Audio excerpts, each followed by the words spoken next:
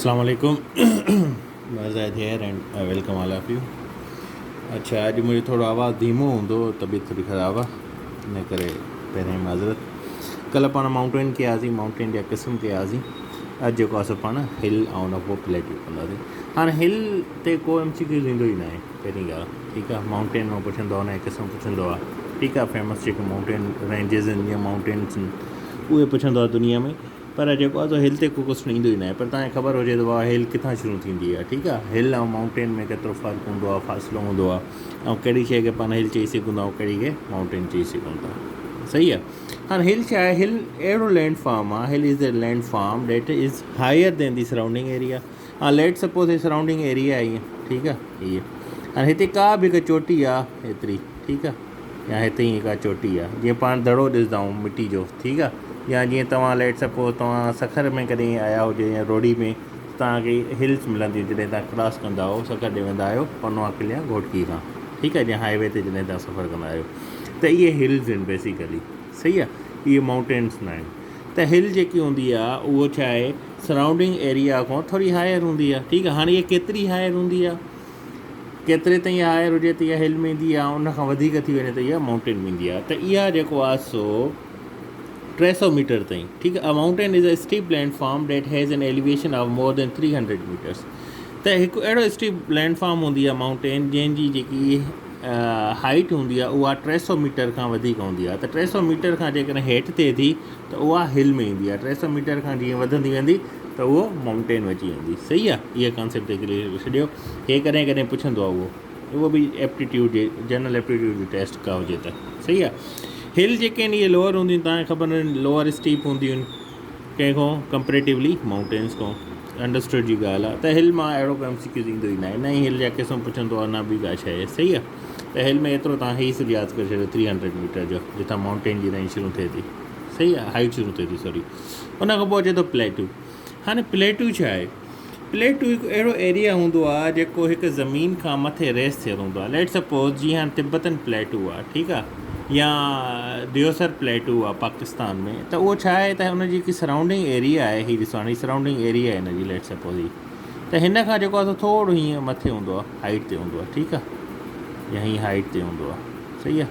हा, लाज़मी न आहे त इहो नंढे हिसे में प्लेट्यू एतिरा वॾा आहिनि कि इवन हिकिड़ो प्लेट्यू आहे दखन प्लेट्यू जंहिंखे पाण चवंदा आहियूं इंडिया में, उहो इंडिया जी 8 जेके स्टेट आहिनि उनजो जेको सॼो साउथ इंडियन रीजन उनखे कवर करे थो उहो प्लेट्यू।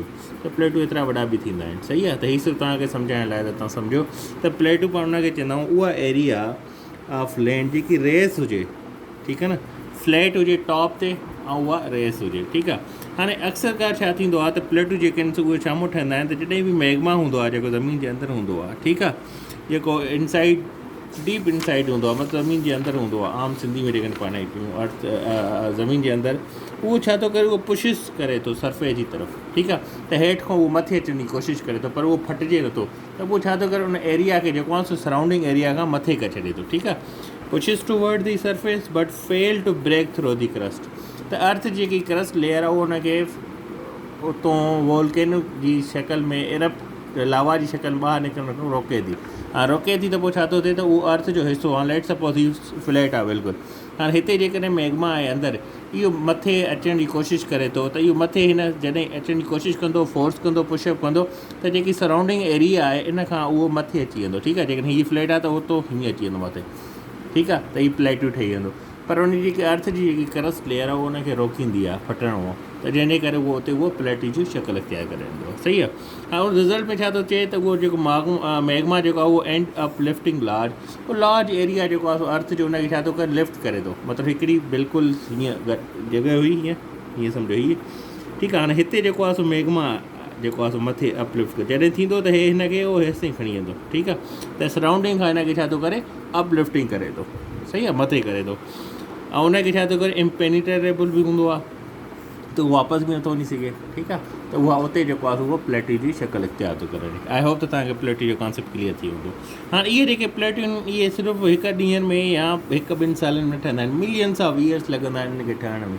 आहिस्ता आहिस्ता उहो मैग्मा पटकंदो रहंदो आहे, उहो मथे पुश कंदो रहंदो आहे ज़मीन खे, आहिस्ता आहिस्ता आहिस्ता आहिस्ता उहो वञी करे उहो मिलियंस ऑफ लखनि सालनि जी में वञी करे उहो हिकु प्लेट्यू जी शक्ल इख्तियार कंदो आहे, ठीकु आहे।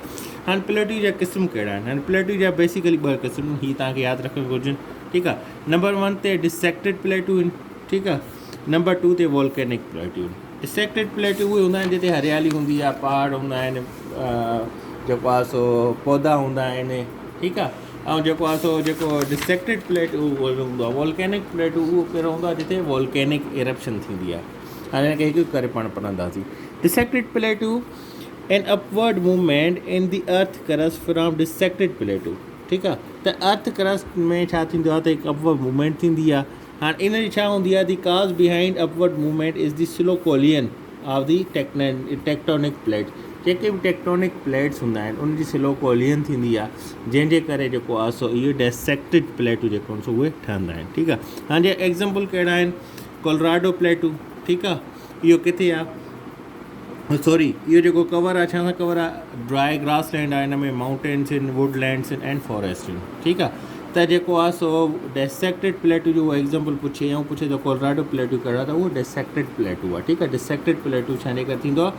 कोलियन ऑफ टेक्टोनिक प्लेट्स, ठीकु आहे। जेके प्लेट्स ज़मीन जे अंदरि आहिनि उन जी कोलियन जे करे इहा शइ वजूद ईंदी आहे। उन खां पोइ अचे थो वॉल्केनिक प्लेटूं। ऐं वॉल्केनिक प्लेटूं जेको आहे सो छा थो करे त स्मॉल वॉल्केनिक जेके इरप्शन थींदियूं आहिनि, ठीकु आहे, उन जे नतीजे में इहो ठहे थो। छा थो थिए त lava flow of these eruption slowly build up over times and प्लेटू hands form called volcanic प्लेटू।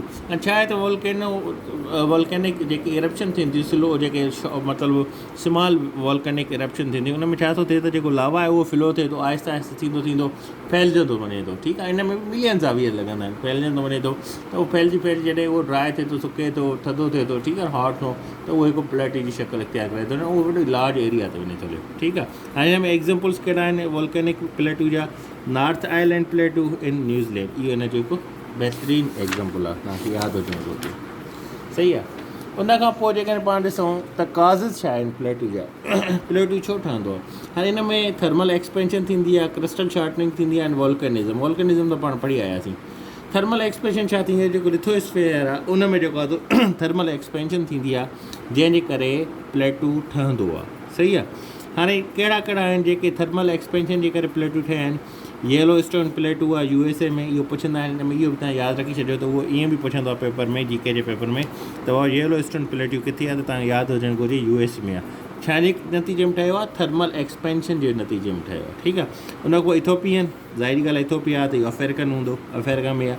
The massive central प्लेटू, इहो किथे आहे? इहो फ्रांस में आहे, ठीकु आहे। इहो बि थर्मल एक्सपेंशन जे नतीजे में ठहियो हुयो या वजूद में आयो आहे, ठीकु आहे। उन खां पोइ जेकॾहिं पाण ॾिसूं ॿिए नंबर ते अचे थो क्रिस्टल शॉर्टनिंग। हाणे छा थो थिए क्रिस्टल शॉर्टनिंग में? ईअं तव्हां सम्झो हिकिड़ो ब्लॉक वञी करे ॿिए ब्लॉक जे मथां किरे थो, ठीकु आहे, या हिकिड़ी क्रिस्ट वञी करे ॿिए क्रिस्ट जे मथां किरे थी, त उनजे करे उहो क्रिस्टल शॉर्टनिंग थींदी आहे। तव्हां अहिड़ा बि पहाड़ ॾिठा हूंदा या अहिड़ी शयूं ॾिठियूं हूंदियूं प्लेटूं जंहिंमें मतिलबु पथरनि जे मथां पथर ब्लॉक्स में पिया हूंदा आहिनि, ठीकु आहे, उहे बि प्लेटूं हूंदा आहिनि। Example of the plateau, crystal plateau formed by thrusting of one block of crust over another, सही है, जहाँ sliding of one block of crust another, जॾहिं जॾहिं स्लाइडिंग थिए थी हिकु ब्लॉक जी ॿिए ब्लॉक जी। हाणे स्लाइडिंग सिर्फ़ु हिकिड़ो नंढो पथर नथो थिए, स्लाइडिंग जॾहिं न थींदी आहे वॾी वॾी एरियाज़ जी बि थींदी आहे, इवन किलोमीटर्स जी एरिया जी बि थींदी आहे। स्लाइडिंग थी करे वञी करे मथां पहाड़ खां अची करे हेठि फ्लैट जॻह, उहो स्लाइड थी करे अची करे हेठि फ्लैट जॻह ते पए थी, त उहा फ्लैट जॻह खां वधी थी वञे, उहो बि हिकु प्लेटी जी शकल में थी वञे, ठीकु आहे। प्लेटू इन found in north Africa, Turkey, Iran and Tibet, ठीकु आहे। टर्की में, ईरान में, जंहिंखे पाण तुर्की चऊं था, नॉर्थ अफ्रीका ऐं तिब्बत में जेके प्लेटूं आहिनि उहे छा जा एग्ज़ाम्पल? उहे क्रिस्टल शॉर्टनिंग जा प्लेटूं, मतिलबु स्लाइडिंग थी आहे या जेको थ्रस्टिंग थी आहे वन ब्लॉक जी ॿिए ब्लॉक जे मथां, सही आहे। त हिकु ब्लॉक जॾहिं ॿिए ब्लॉक जे मथां अची वेंदो त ज़ाहिरी ॻाल्हि आहे उनजी सरफेस जेकी एरिया आहे, जेकी उन हाइट आहे, उनखां उहा शइ मथे थी वेंदी, ठीकु आहे। हाणे लेट सपोज़ हाणे हीअ शइ आहे, ऐं हीअ हिकिड़ी एरिया आहे, ठीकु आहे, हीअ स्लाइडिंग थिए थी अची करे हीअ किरे थी, त हीअ जेको पैन जो जेको मथां आहे ढकणु आहे, इहो हिन खां वधीक थिए थो, हिन जी हाइट वधीक थिए थी, ठीकु आहे, सम्झो था तव्हां ॻाल्हि खे। त इन में इहा क्रिस्टलिंग शॉर्टनिंग थींदी आहे, त हिकु शइ स्लाइडिंग थिए मथां अची करे हिकु शइ ज़मीन जे मथां अची वञे, त उनजी जेकी हाइट आहे उहा वधी वेंदी आहे, ॿियनि खां जेको आहे उहा मुख़्तलिफ़ थी वेंदी आहे, वधीक थी वेंदी आहे। उन खां पोइ वॉल्केनिज़म अचे थो, पाण पढ़ी बि आहियां, वरी पढ़ूं। फ्लड ब्लास्ट में जेको आहे उन ठहंदा आहिनि, कैनेडियन शील्ड थी वई, US कोलंबिया प्लेटू थी वियो, इहे जेके आहिनि हिन जा मिसाल आहिनि, सही आहे। उन खां पोइ जेकॾहिं पाण ॾिसूं त बाबा हिकु क्वेश्चन पुछंदो आहे त वेयर आर प्लेटू लोकेटेड, त प्लेटू किथे थींदा आहिनि, त प्लेटू 3 रीजन्स में थींदा आहिनि। नंबर 1 माउंटेन रीजन्स में हूंदा आहिनि प्लेटू, नंबर 2 डिज़र्ट रीजन में हूंदा आहिनि, ऐं number 3 under the ocean J even under बि प्लेटू मौजूदु हूंदा आहिनि। ठीकु आहे, उन खां पोइ सम फेमस प्लेटू, ऐं दुनिया में जेको आहे सो कुझु फेमस जेके प्लेटूज़ आहिनि उहे कहिड़ा कहिड़ा आहिनि। हाणे जीअं मां तव्हांखे अगरि ॿुधायां थो त बाबा दखन प्लेटू, ऐं दखन जेको प्लेटू आहे उहो किथे आहे, उहो इंडिया में आहे। इहा बि तव्हांखे यादि हुजे रखंदी हुजे, इहा शइ पुछी वेंदी आहे दखन प्लेटू किथे आहे। हाणे दखन प्लेटू जेको आहे सो एक्सटेंड करे थो ओवर 8 इंडियन स्टेट। ठीकु आहे, 8 इंडियन स्टेट। हाणे जीअं पाण प्रोविंस चवंदा आहियूं, सिंध, पंजाब, बलोचिस्तान, KP के इंडिया में प्रोविंस न चवंदा आहिनि, इंडिया में जेके उहे स्टेट्स आहिनि। ठीकु आहे, यूपी थी वियो, पंजाब थी वियो, दिल्ली थी वियो, कर्नाटक थी वियो। ठीकु आहे, उत्तर प्रदेश जेको यूपी मां था ॿुधायां उहो थी वियो। ईअं उनजा मुख़्तलिफ़ जेके आहिनि त उहे उनखे स्टेट चवनि था। सही आहे, उहे प्रोविंस न आहिनि हूंदा। पाकिस्तान पाण उनखे प्रोविंस चवंदा आहियूं। त दखन जेको प्लेटू आहे उहो एतिरो वॾो आहे त एक्सटेंड करे थो 8 स्टेट, मतिलबु 8 प्रोविंसिस जंहिंखे हुनखे पाण आसान में सम्झूं त माना 8 स्टेट खे इहो 8 एक्सटेंड करे थो। माना हिकु स्टेट खां शुरू थिए थो उहो 8 स्टेट ते वञी करे ख़तमु थिए थो। ठीकु आहे, ऐं कवर करे थो entire south India. South Indian movies तव्हां ॾिसंदा हूंदव त साउथ इंडिया जेतिरो बि रीजन आहे उन सॼे खे जेको आहे सो इहो दखन प्लेटू जेको आहे सो उहो कवर थो करे। ठीकु आहे, नंबर 2 ते जेको आहे सो जेको मेन इंपॉर्टेंट आहे, ॿिए नंबर जेको पुछियो हूंदो उहो तिब्बतन प्लेटू। ठीकु आहे, ॿिया प्लेटू अंदरि मां लिखी छॾिया उहे तव्हां यादि करे छॾियो। तिब्बतन प्लेटू, हाणे इहो किथे आहे, इहो चाइना में आहे। ठीकु आहे, माउंट एवरेस्ट तव्हां ॿुधो हूंदो, दुनिया जी सभ खां हाईएस्ट चोटी आहे जेकी। ठीकु आहे, उहा बि किथे आहे, उहा बि तिब्बतन प्लेटू में आहे। ठीकु आहे, दरियाए सिंध जो जेको ओरिजिन थिए थो उहो बि किथां थिए थो, तिब्बतन प्लेटू में थिए थो। ठीकु आहे, लेक मानसोवारा जितां इन जो ओरिजिन थिए थो। ठीकु आहे, दरियाए सिंध जो। त इहा शइ तव्हां दरियाए सिंध सां बि रखी करे तव्हां यादि करे सघो था, या तिब्बतन प्लेटू में तव्हां इहो बि रखी सघो था दरियाए सिंध जो किथां ओरिजिन थिए थो। ऐं लेक जो बि तव्हां नालो यादि रखी सघो था, लेक मानसोवारा जितां दरियाए सिंध जो जेको आहे सो ओरिजिन थिए थो। ठीकु आहे, पाकिस्तान में जॾहिं किरे थी त फस्ट हिकु उनजे अंदरि जेकी ट्रिब्यूटरीज़ किरे थी उहो हुंज़ा रिवर आहे। ठीकु आहे, उन खां पोइ हेठि ईंदी थी हिते शइ, उहा बि तव्हांखे यादि रखणु लाज़मी आहे। तिब्बतन प्लेटू किथे आहे, चाइना में आहे। हे दुनिया जो हाईएस्ट आहे। ठीकु आहे, माउंट एवरेस्ट खां तव्हां यादि रखी छॾियो। उन खां अलावा बिगेस्ट प्लेटू आहे दुनिया जो, हाईएस्ट बि आहे, बिगेस्ट बि आहे। ठीकु आहे, उन खां पोइ जेकॾहिं पाण पाकिस्तान में अचूं, ठीकु आहे, त पाकिस्तान में पोटवार प्लेटू, बलोचिस्तान प्लेटू,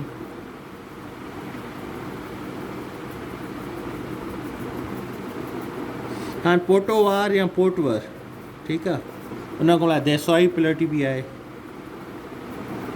देसवाई प्लेटू स्कर्दू में। ठीकु आहे, गिलगित बल्तिस्तान में।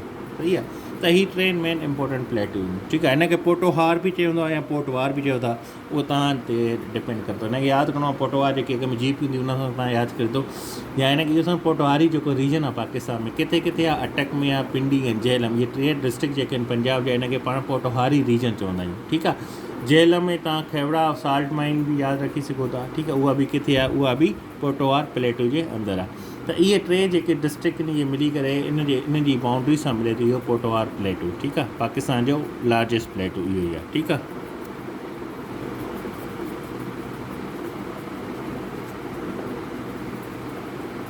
PK सम्झी वञो पाकिस्तान। सही आहे, त पाकिस्तान जो लार्जेस्ट प्लेटू कहिड़ो आहे, पोटवार प्लेटू आहे। ठीकु आहे, किथे आहे, खेवरा माइन में बि तव्हां यादि रखी सघो था, या झेलम, पिंडी एंड अटक इन जी रीजन, इहो हुनखे पोटोहारी रीजन बि चवंदा। पोटोहारी रीजन बि तव्हां पुछंदो तव्हां किथे ॿुधाईंदो त जेको नादरन ईस्टर्न पार्ट आहे इंडिया, इन जो छा चइबो आहे, पंजाब जो, जंहिंमें अटक अचे थो डिस्ट्रिक्ट, अटक अचे थो डिस्ट्रिक्ट, पिंडी अचे थो रावलपिंडी एंड डिस्ट्रिक्ट झेलम। ठीकु आहे, फवाद चौधरी तव्हांखे यादि हूंदो उहो झेलम जो आहे, त उतां तव्हां यादि रखी छॾियो।